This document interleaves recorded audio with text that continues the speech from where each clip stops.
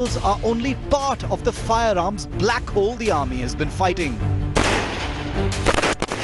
The second, in many ways, is actually much more serious. We're talking about carbines, lighter shot-barreled rifles customized for high mobility troops in close combat and counter-insurgency operations. First, some stunning background. The Indian Army continues to use a carbine that finds its vintage in the post-war era, if you can believe it.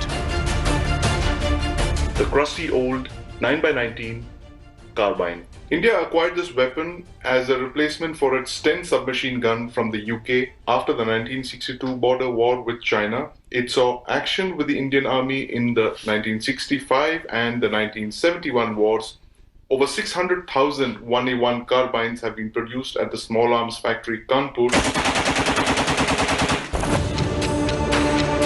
The army has tried desperately to replace these World War II era 9mm Sterlings for over a decade. Over the last dozen years, the army tried two indigenous weapons, an INSAS-based carbine called Amog. This looks very similar to the INSAS assault rifle. In fact, I'm calling it the son of INSAS. And if you look at it, it has all the features of an INSAS rifle. And the Joint Venture Protective Carbine, or JVPC. While the Amog failed army trials, the JVPC you see here was dropped from consideration after the army decided it needed a different caliber of weapon. A requirement of over 4.5 lakh such weapons, therefore, continues to be largely unfulfilled. While the Indian Army's Special Forces have received small numbers of the American M4A1 battlefield rifle over the years, the Army's infantry units remain saddled with the vintage Sterling. But things are all set to change now.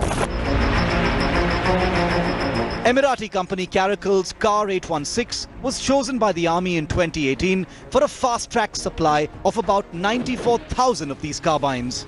With internal hurdles and protests by competitors settled, a contract is likely to be signed with the UAE firm this year. But 94,000 is only a fraction of the overall requirement. The army is looking to acquire the remaining 3.6 lakh odd weapons soon too, but wants them to be made in India. The Car 816 will likely compete with other weapons from Australia, South Korea and the United States. Meanwhile, there's good news on another front as well. While the Indian Army uses the Dragunov designated marksman rifle for sniper duties, it has begun receiving its first ever purpose-built sniper rifles recently. Limited numbers of the American Barrett M95 and the Scorpio TGT have begun induction into frontline units on the line of control, with the Army looking for many more.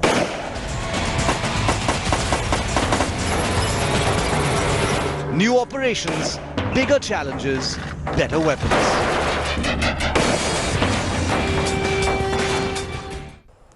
You know, Sandeep, you've actually tried out, like we just played out in that report, many of the carbines that India has tried to develop to replace the older, the vintage Sterling carbines that are still present with the Indian Army. Why has it been so difficult to replace the carbines?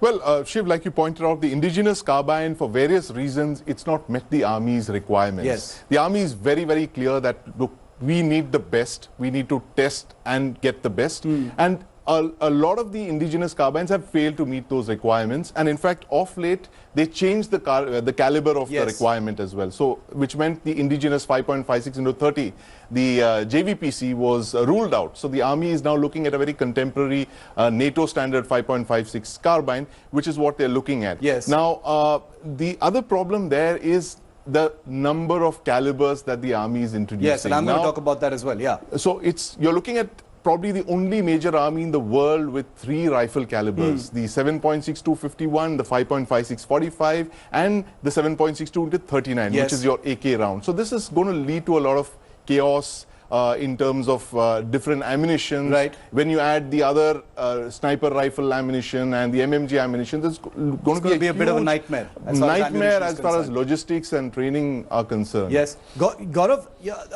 once again with the carbines, like with the assault rifles, it took an army chief to say enough is enough, I need to get an emergency stock of carbines. Now, the requirement is nearly 500,000 of these weapons, but we understand that very soon India will be signing a contract with the UAE for the Caracal Car 816 carbine for approximately 90,000 of these weapons?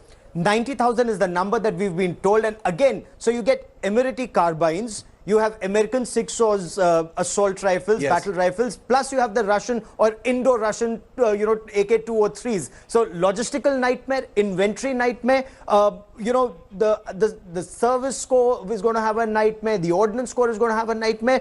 Quality control, especially when some of these weapons and ammunition is to be made in India, yes, will be a major cause for concern, and that is where India needs to ensure that we are on top of that of that situation. Yes. As far as carbines are concerned, again, the army says essential for close quarter combat, for various other duties that they require these carbines for.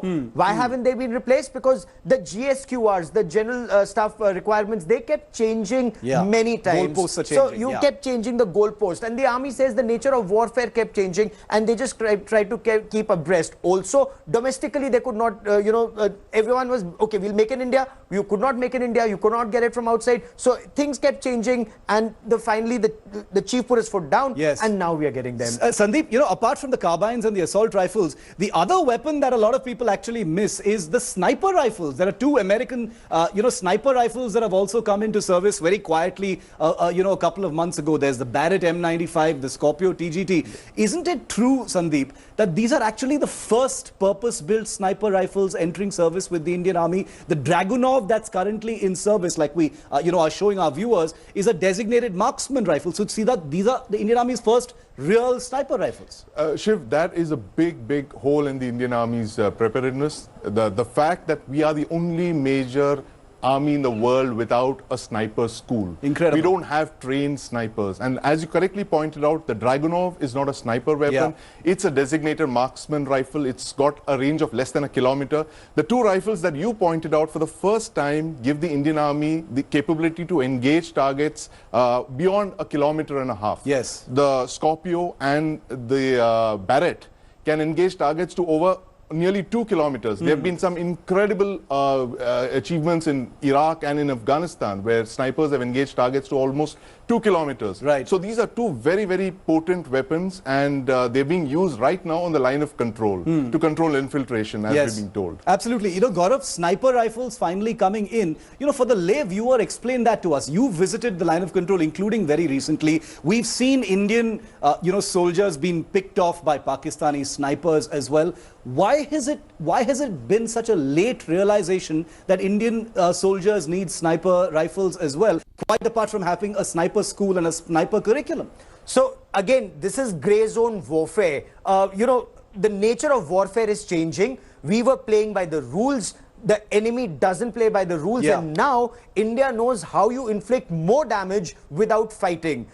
India did have, the Indian Army had outstanding marksmen and snipers. Unfortunately, that wasn't encouraged to a large extent. Right. Now it's being encouraged all over again. So there was this period in between where they weren't. Now snipers change the rules of the game. You can take out high-value enemy targets. You can have the enemy on edge 24/7, day and night. You need trained snipers, and one sniper can hold back an entire battalion, because people are scared to move if they know there's a sniper lying in wait. They change the timing of their movement, and Indian Army has done some, it's got some great kills recently using those snipers. Now with new weapons coming in, and the fact that the enemy knows these rifles are coming in, you're playing a game in his mind. You take down one enemy soldier, 10 others will not even use that path again. And remember, it's already been an extremely hot season on the